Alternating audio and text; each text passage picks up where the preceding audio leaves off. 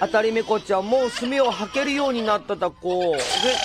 Hey, great. I bet Joseph would appreciate some of that stuff. Cold opener for this one featured Akatsuki and Oriyashi plotting their next evil scheme under an appropriately sus-looking moon. Seriously, I can't be the only one who finds this design for the moon to be a little more off-putting than even the usual one, right? The episode proper, opened with Majorika, reminded the Ojamajo that Ha's first half-year exam was coming up, which I guess meant it was going to be a little harder than usual. もしかして私よく漢字が出てるわ Though I think you might be missing the storm cloud that's supposed to be floating above her head. Akatsuki there arrived, seeming to invite Doremi out to a summer festival, likely to divulge any and all useful intel out of her. And of course, Doremi accepted, forgetting that they were kinda booked for the night. 夜に健康診断するんだ。かかりつけのお医者さんが忙しくて In today's environment, that actually should be kind of a thing. It led to a bit of an unfortunately selfish moment for Doremi when she tried to worm her way out of taking care of her kid. I mean, I get that she's boy crazy and everything, but come on, magical daughter, be a little more considerate there, girl. Still, this was just the kind of intel that the evil junior wizard needed, so he went to meet with his quote-unquote superior. 水のおかわりこれで10杯目ですけどそれが何か? Sir, could you at least admit you're just here for the free Wi-Fi? Fortunately, Akatsuki had reserved a meal beforehand, so there was no need to throw the dirty moocher out on the street, even though they really should have. And he relayed what he had learned to Oriyashi, suggesting he sneak into the exam to steal Hana. And once again, Akatsuki showed how he really was just a punch clock villain, as not only did he decline helping with this whole operation, he also denied sharing his meal with him, which yes, will be relevant later. The time for the exam soon arrived, and Oriyashi managed to hitch a ride thanks to his old toad form. At the exam, they met the usual suspects and went through the usual routine with Hachitaro insisting on being a helicopter parent to his daughter, even into her adult life. Yeah, imagine hearing this voice for the rest of your life. The only thing worse is me with a sore throat, which is a title that I proudly hold. Anyway, the exams turned out to be Baby's first IQ tests. The first challenge was simple enough, with them just trying to find the designated plushie, in this case, a panda. Okay, Hana, just remember, go for the one that has a cell phone, and if at all possible, avoid the one with the red lightning bolt. During the test, the parents were understandably barred from giving their kids advice, not as though that really stopped the Ojamajo, but whatever, I guess those yellow cards were just a one-episode thing. Besides, they had to deal with more significant issues, like Oriyashi trying to pose as a panda, and almost trapping Hana, only for the toddler to turn the tables on him. FYI, I did indeed play back the scene several hundred times over. Following this was block building, with all of the babies, including the cephalopod for some reason, using their telekinesis to create the structures. You know, as opposed to just use your hands to do it. Privileged little brats. Anyway, while initially just playing around, Hana did eventually do the assignment, but for some reason, Oriyashi interfered. Like, was he trying to capture her while he was a pillar supporting a structure that he let fall on himself? Or was he trying to mess with her exam, which had pretty much nothing to do with his mission, whether she passed or not? The answer is don't think about it. Anyway, the exam reached an intermission point, so the examinees could be fed. At the same time, a certain yellow toad, who still hadn't eaten anything, was running on fumes at this point, and ended up collapsing into a basket. Said basket just so happened to be a visit to the Queen's private peach garden, where he managed to steal a few of the forbidden fruits. Now, considering what these are, I can't help but think this is a reference to Sun Wukong and the peaches he stole from the Jade Emperor. Though, I pray to God it's not exactly the same kind of peach, because if it were, that would mean he'd be immortal, and then we'd be stuck with this character forever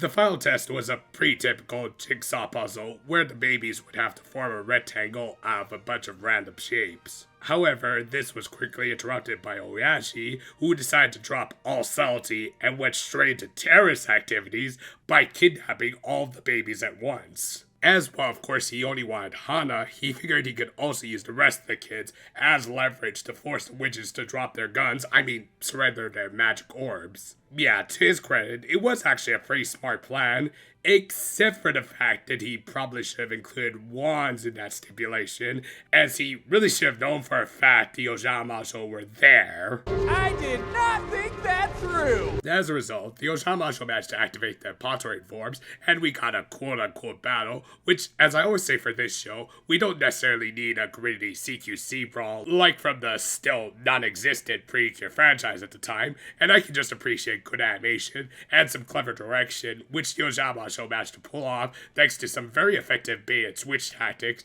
that kept Oyaji off his game long enough for them to manage to save the babies with some rapid-fire spells. However, they probably should have put a cap on some of that stuff because... No more bullets. Thus, Oyaji managed to snatch back at least one hostage in the Octo Squid, which did at least get a relatively decent line read of Hachitaro. Only problem was the lines he read. Dude, just shut up and never talk again. But yeah, I'll admit, I actually kind of like this version of Oyashi, as he was an outright and actually kind of threatening villain. It actually properly makes me hate him as a villain and not other things. And to his credit, his little hostage exchange did work up until Hana just pulled on his mustache, which, considering how many times it screwed him over already, yeah, probably should just lose it, dude. As a result, he got an appropriately Daffy Duck-esque villain defeat from Majo Heart. Later, the Ojamajo got some refills on their royal seeds and were given a pass on their exam, though technically I'd argue it should have been treated as a wash for everyone involved due to the outside interference, but whatever. And the episode ended with the reveal that in spite of the peaches giving him a bit of a power boost, it only really was temporary, and worst of all, the queen's peaches seem to be pretty high on fiber, meaning... Diarrhea. This was a pretty good episode that did something different by actually blending the two major storylines of the season together. I think the biggest takeaway was just the fact that Oyashi and Majo Heart had their first real encounter. Both represent storylines centering around the god baby, which really helps to highlight Hana's importance. Sure, it would have been nice if there had just been a little more oomph to this encounter, but it was fine. At least Oyashi was briefly an actually threatening villain. For a season that's mostly varied between just great or awful with little in between, it's actually kind of refreshing to get a pretty okay episode. I mean, in terms of its comedy and action, I would definitely say it's actually above average, but also did kind of feel like another episode for the most part. I think the kind of obvious problem has been the exams of the season, which have become a little mundane, as they are starting to feel like actual toddler exams. Thus, I guess it only made sense to shake things up by combining with the Oyashi kidnapping plot, as it really was an inevitability that these stories would overlap, and as a first encounter, it was fine. As I said, it was actually pretty cool seeing Oyashi being a committed villain rather than a half-hearted gag one. I mean, sure, he was reduced to actual toilet humor by the end, but for the bit where he actually did something smart by kidnapping all of the babies, including Hana, he felt like an actual threat. As a result, his fight with the Ojamajo felt like it had actual stakes to it. Which is good, because said Ojamajo didn't really stand out that much on their own. The focus really was more on Oyashi, and to a degree Akatsuki. That combined with how there really wasn't a moral to all of this, made this feel like a bit of an uneventful episode, even though stuff did happen. Thus overall, I would say it balances out to an okay episode, and at least seems to be the start of some better things. It's nice to have Oyashi be an actual threat, but hopefully he does it outside of these mundane exams, because I think Hana put it best. As you can probably tell, I'm recording this just as I'm recovering from a pretty nasty bug. As a result, we did miss out on a week, but I think we can get back on track starting this week. Good thing for most of April, there wasn't too much happening, other than the odd announcement here and there, but that's life for you. Still, do look forward to stuff that should have come out this month, like a brief overview of a recent series we finished. Look forward to it. Until then, though, farewell for now, my friends, and if you'll excuse me, we're having takoyaki tonight.